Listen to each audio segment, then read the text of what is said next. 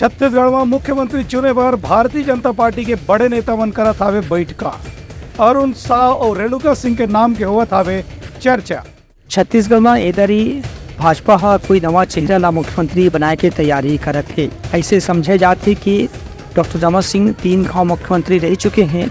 एकर सिद्धि उनकर खिलाफ लोकसभा चुनाव में भी सत्ता विरोधी लहर की आशंका हो सकत है। यही बात का ध्यान में रख के भाजपा के बड़े नेता मन ऐसे विचार करत हैं कि एदारी कोनो नवा चेहरा ला मुख्यमंत्री के रूप में जगह दिल जाए।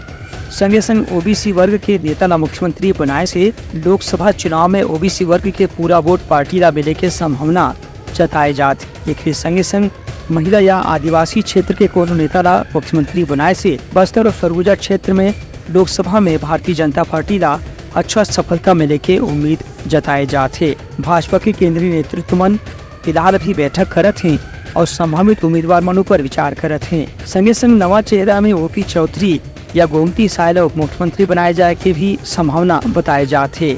एकर अलावा जौन नाम ला मुख्यमंत्री के रूप में शपथ नहीं दिवाई जाही उमन ला विधानसभा अध्यक्ष या गृह मंत्री या बड़े मंत्री पद देके भी संतुष्ट करे के प्रयास करे जाही। भाजपा के मुख्यमंत्री कौन हो ही एकर फैसला 8 या 9 तारीख के होए के संभावना है। Bureau report Langha news.